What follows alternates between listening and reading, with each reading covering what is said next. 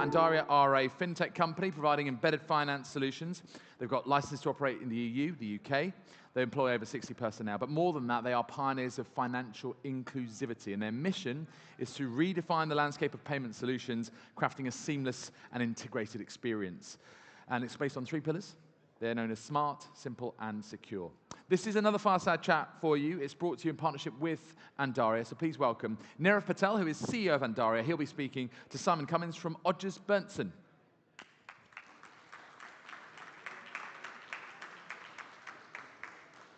Welcome along, chaps. Welcome to Tottenham Hotspur Stadium. Really excited about this conversation. Nirav, you're on the seat on the right, Simon on the left. Thank you very much indeed.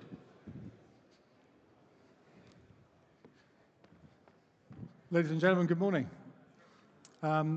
My name is Simon Cummins, and as you know, you've already been introduced to Nirav Patel here, the CEO of Andaria. Let's get straight into it, because we've only got a very short time. Nirav, why don't you give us a quick overview of Andaria and its journey to date? Absolutely. Firstly, thank you for having me here, and I'd be silly if I didn't mention it. As a die-hard Arsenal fan, a part of me feels like I'm in purgatory here, but great stadium and a pleasure to be here. So Andaria, as kind of introduced earlier, we are a regulated fintech out of the UK and Europe, really offering a pan-European solution in embedded finance. What does that mean to everyone in the room? Essentially, we'll get into the crux of it, but it's really focusing on the fan engagement.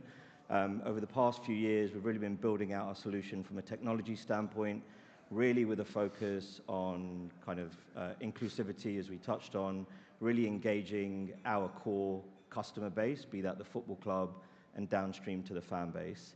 And really the key focus being is if we can now start extracting value from that and really providing the value downstream to the clubs, we really see a great opportunity to really disrupt and innovate the sector, but really providing some excellent value add. So embedded finance is a relatively new concept, and particularly into this sector. But at Odgers, placing CEOs most days of the week, 10 years ago, even 5 years ago, we used to be asked to find commercial directors, and they tended to come from broadcast or sponsorship backgrounds. Now that's completely shifted, and the briefs we're getting across the world are chief customer growth officers or chief digital strategy and data officers. How do we engage with the global fan? How do we engage with the fan that will never come through our turnstile, perhaps? And one of the key benefits, it seems, of embedded finance is for many football clubs, fan engagement is obviously crucial. Yeah. But how does the embedded finance contribute to better engaging supporters and fans? Sure. So really the driver is to enhance the fan experience, but minimize the disruption in their journey. So if we take a slight step back, our challenge, or Andaria's challenge, to get directly onto the fan's phone effectively is getting our app on the phone. So our focus becomes, right, how do we circumvent that journey or streamline it? Now, what we know with anyone that's a fan of any club, for example, you will inevitably have the app on your phone. So that streamlines that first bit of the journey. Now, the next challenge is because we are a financial services organization, we're offering a payment solution really driven through the app. So what typically would have been used to kind of keep yourself updated with a football club, kind of what's happening, kind of potentially the opportunity to go and buy tickets. But when you go and buy that ticket, you're driven to a third-party site, so you kind of lose that engagement from the club standpoint. So we're now reinforcing that journey, and we're coupling that with loyalty. So let's take the first step. So we're offering now a payments account and a branded card that looks and feels like Tottenham, driven by Tottenham as the club, and I'll use that as the example as we're here. So that being the first key point. So because it's now looks and feels like Tottenham, they don't do any heavy lifting from a financial services standpoint. All of that heavy lifting is effectively done by Andaria in the background. We integrate our solution via SDKs, which is a software development kit, which streamlines the ability for Tottenham to absorb our tech, if you like, with minimal fuss. Now, on the other side of that, a fan of Tottenham has the ability to avail themselves to an account. They have to go through a KYC journey. So we couple that with the loyalty solution that the club has to basically direct them a certain way for that first initial journey.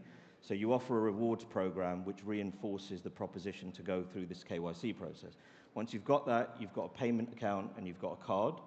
You've now got the ability to spend that in the stadium. So I'll refer to what we call closed loop and open loop. And what I mean by closed loop is if you now have, so let's assume Tottenham's been onboarded by Andaria, as has every fan within the stadium. Now, if I'm as a fan coming in every time I'm at the stadium, I'm buying myself a beer, a hot dog, and a burger, I now have the ability within the stadium to make that a peer-to-peer transaction. So what do I mean by that? Is I could go to a food and beverage bar or a terminal here that has its own account for Tottenham, and I, as a fan, so I'm identified as fan number 123, I go and buy my burger, my beer, and my hot dog, and you can start utilizing that data over time. So what you've got within this closed-loop environment is, number one, an instant payment. So the CFOs of the football club will love that because from a liquidity standpoint, they've got full control of the funds, of the cash instantly. Secondly is the data piece, and we'll obviously get into the value add there. But you're now able to start segmenting the fan, and you can start now pushing through notifications. One of the big drivers of clubs from the conversations that we're having is to get fans into the stadium sooner. Now, if you start really segmenting the spending habits of that individual within the club and even outside, and I'll get to that in a second, you can start pushing these notifications to say there's an offer for you to get to the stadium at midday before a 3 o'clock kickoff because there's an offer on beers, for example.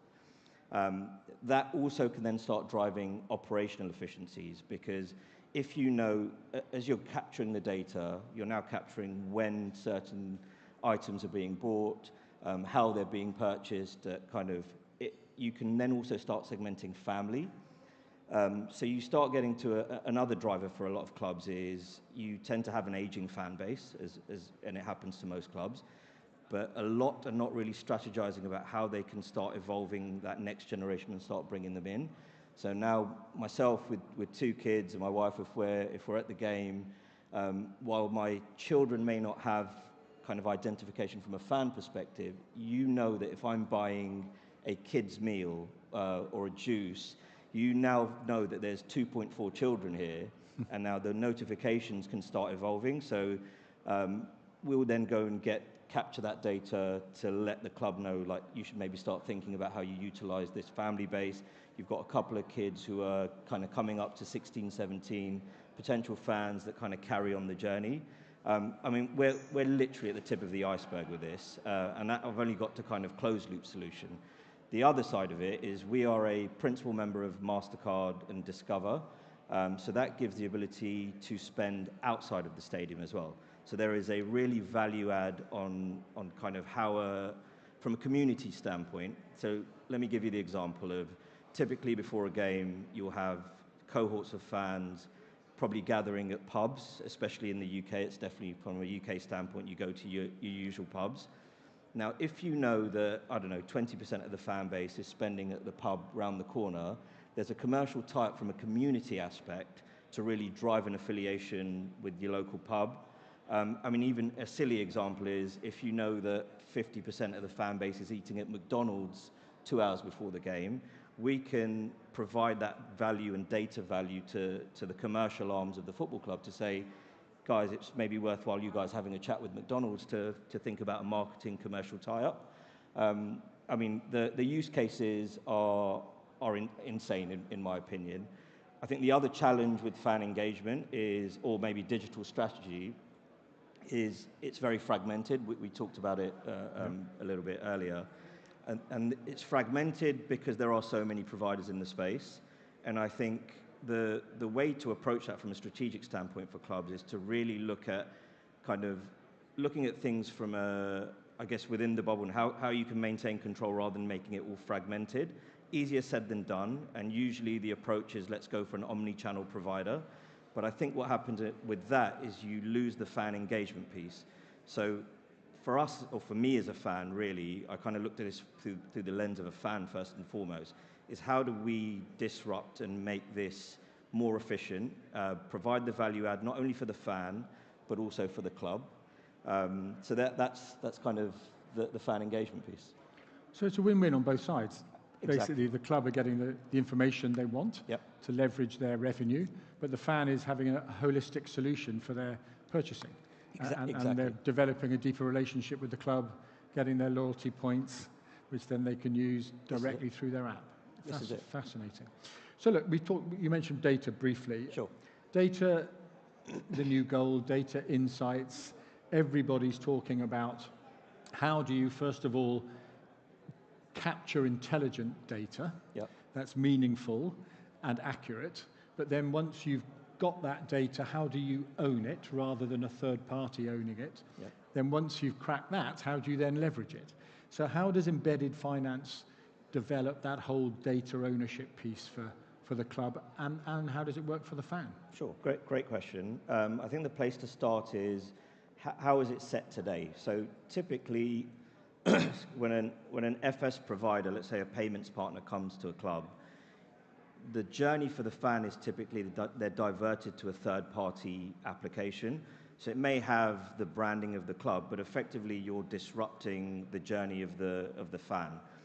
But also at the same time, the rights from a data standpoint go and sit with that third-party app, because ultimately they're the owner from an FS standpoint, and again, based on GDPR and so on, you're taking your consent of the app.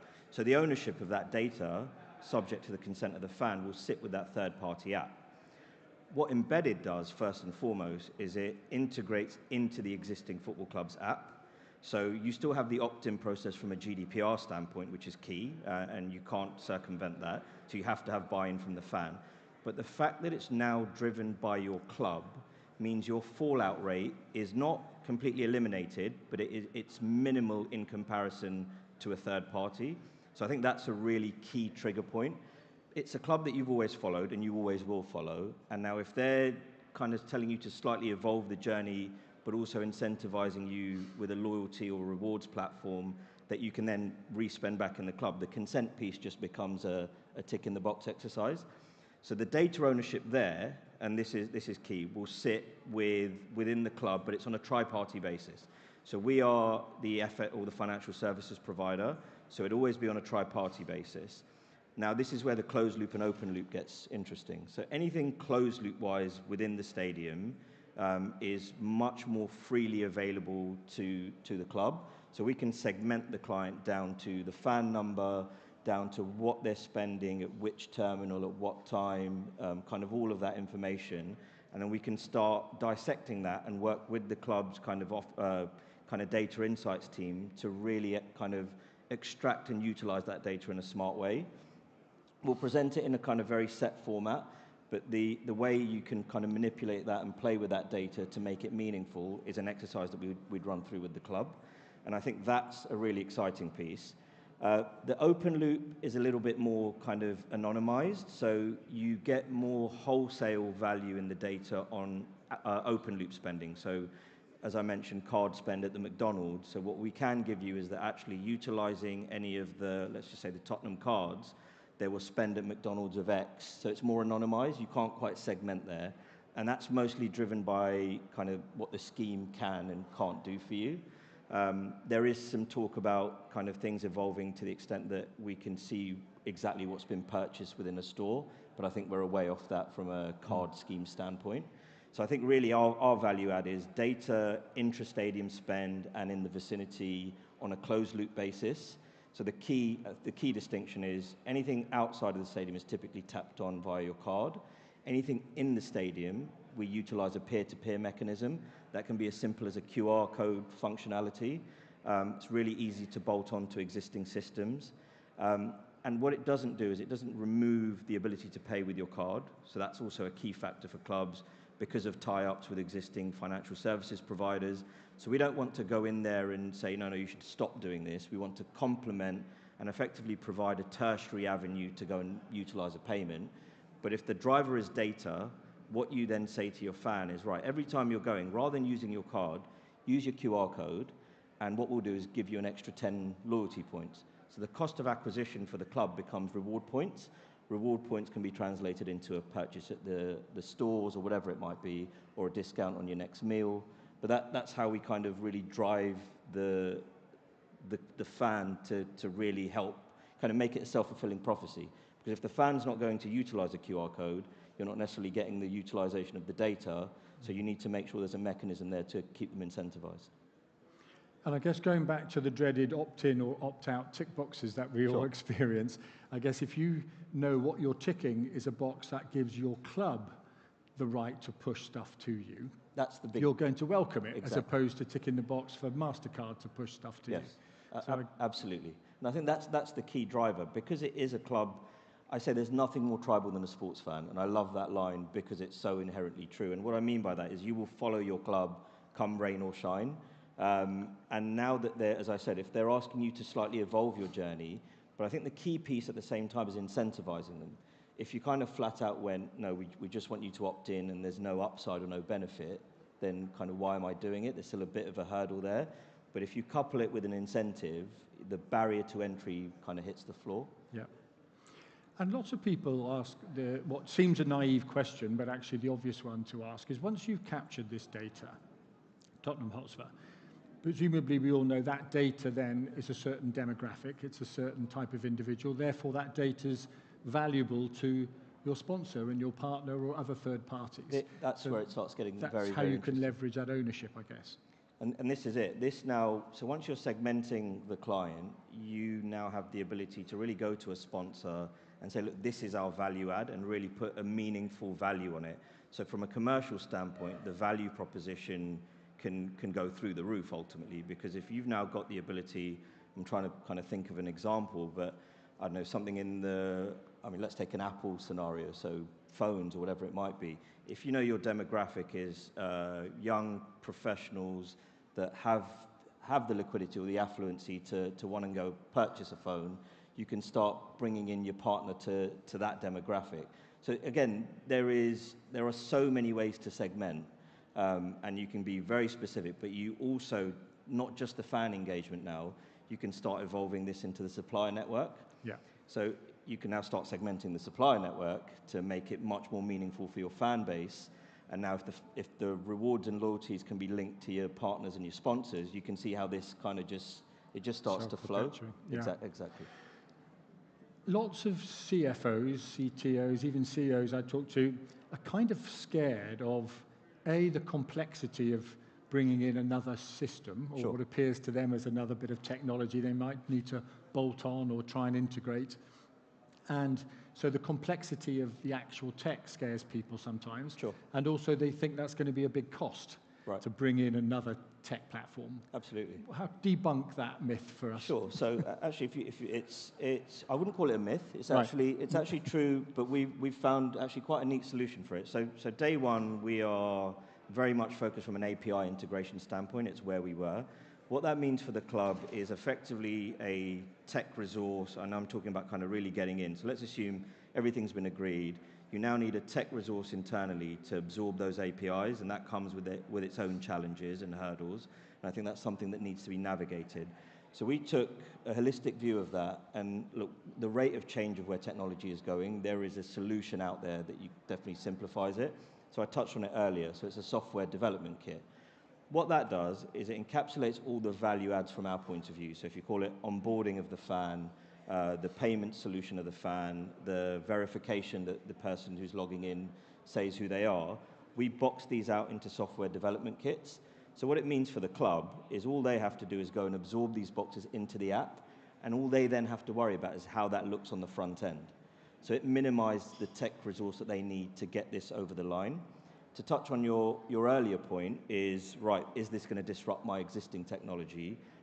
We will look to complement the existing ecosystem, not to disrupt it, or in certain scenarios there will be an element of disruption, but it complements the existing infrastructure. So we're never going in there and saying you actually have to tear down what you've already built over the X amount of years and the relationships, and kind of, again, there's long-standing relationships with certain banking providers, but we very much go in there to complement it and to give the fan that additional, as I said, tertiary opportunity to kind of go and spend or go and redeem points or whatever it might be. So it's always complementary. And again, that is much better explained to the decision makers and the ones that understand kind of how this operates. And typically that's another one of the challenges when we're speaking to clubs, is sometimes the left hand doesn't speak to the right hand. And again, it's about circumventing and getting to the right people within the club so they understand fully the solution at hand. And the upfront investment to bring you on board? We're very much built on a SaaS model. Right. So it's not exponential fees. There's ultimately a cost of integration, which is typically a flat fee. From there onwards, each fan for utilizing the service is charged a monthly fee, but that's directly to the fan. Ultimately, from the club standpoint, they then get utilization of a platform. So there's a platform fee that we charge the club on a monthly basis, and that's it. So very simple model. We could have built a whole heap of complexities into it, but that would go against kind of our ethos of kind of just keeping things smart and simple. I think SaaS revenue generating models work well from our standpoint, but I think the simplicity of that when presented to a club is also just a very neat and simple solution. So we just try and keep things as kind of uniform and straight to the point as possible. Tell us a bit about the sort of traction you've gained so far. Sure. What sorts of clubs, leagues, organisations have adopted or are looking to adopt? So we're in advanced stages with, and I unfortunately can't mention some names, but we're very close to closing a couple of championship clubs. We're in advanced discussions with a couple of Premier League clubs. Now, the nice thing about our solution is the pan-European offering, because we're regulated out of Europe as well. So we've kicked off discussions in Italy. We've got some keen interest in Spain. And I think that's the nice thing is that whatever we're doing in the UK, we can do across Europe.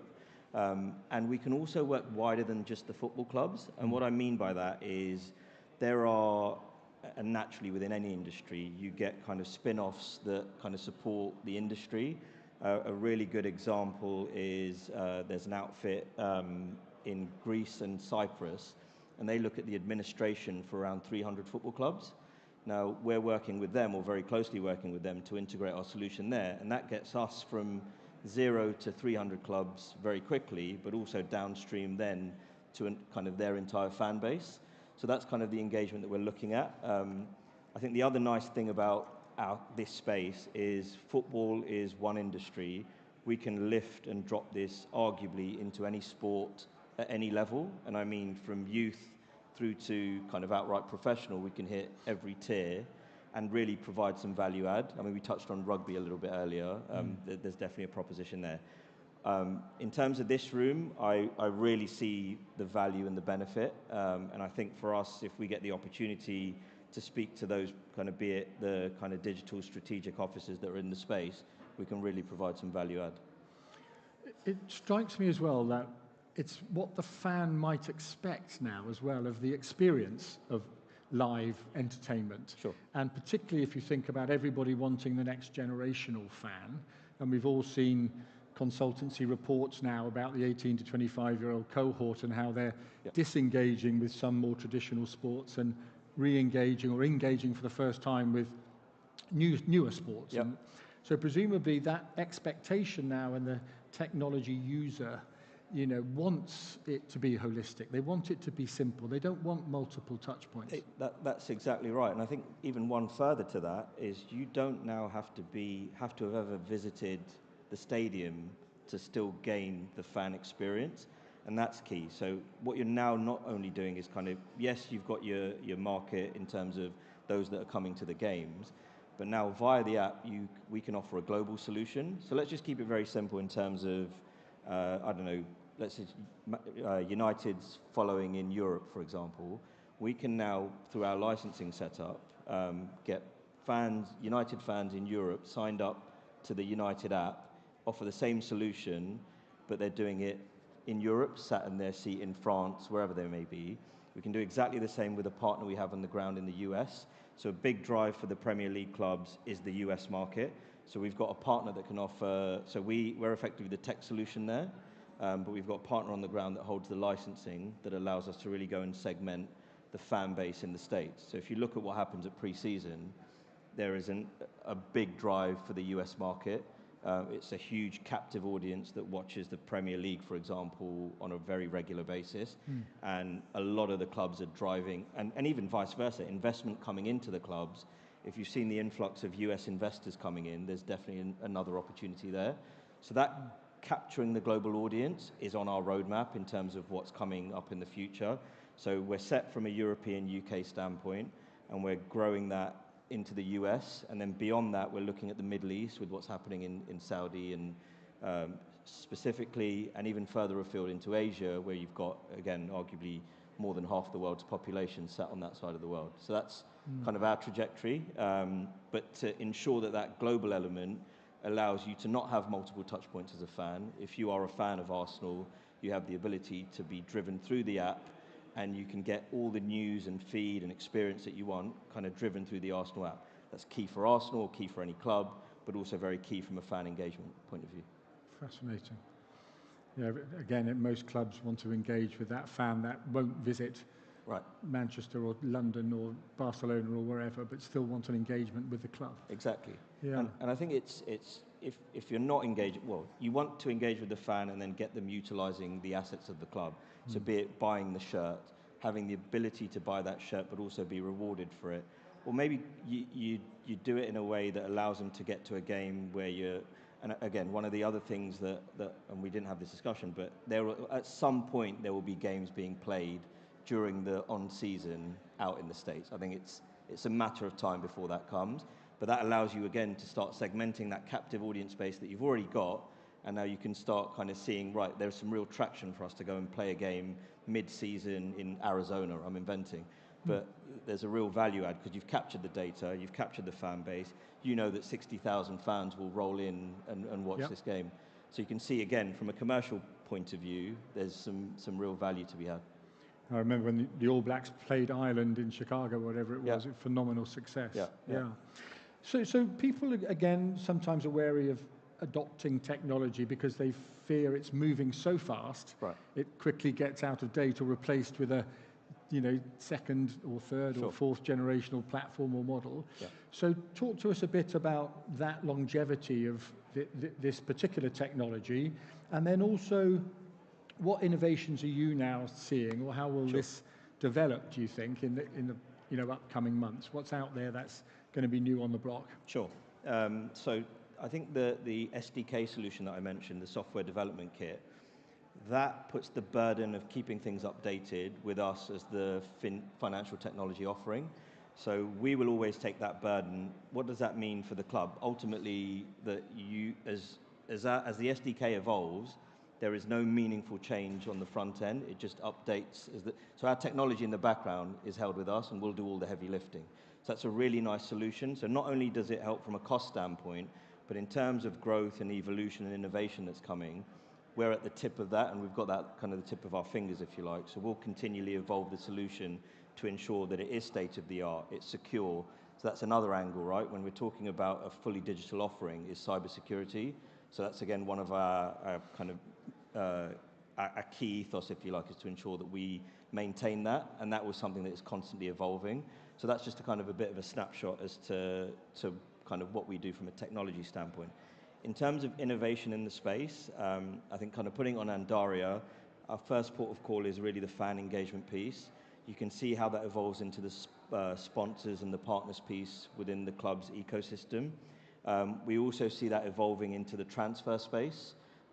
If you look at the way embedded finance will evolve, so today, yes, we're embedded finance, but we're specifically embedded payments. Our journey will move into the finance side of things, so the ability to offer credit solutions, which can then tie into transfer markets. The other interesting one is reconciliations. So what do I mean by that? We're talking to clubs that aren't maybe quite state-of-the-art when it comes to managing contracts of players, for example. And a very interesting conversation that I had with one of the commercial directors of a championship club is they had sold a player on, I think, maybe a couple of seasons ago, and he had a few clauses in his contract if it hit certain appearances that this club would be due some funds back. That's today is managed on an Excel spreadsheet, so we can really provide a nice and easy solution there, and it's very simple from our point of view. So I think there are, as I said, we're at the tip of the iceberg here, and there is lots of nuances in what we can do. From an industry standpoint, I think we are the first movers from an embedded finance point of view.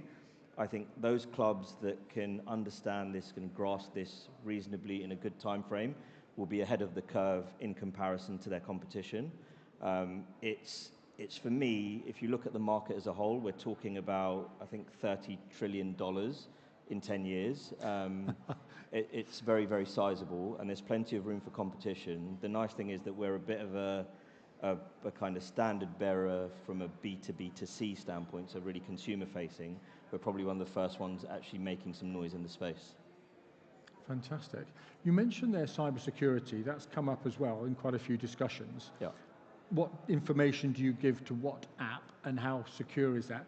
Do you look after that security, or is that down to the clubs? We do that, so we will complement. So the club will already have something existing, typically from an app standpoint. Yeah. We have, by regulation, to ensure we are PSD2 compliant, for example.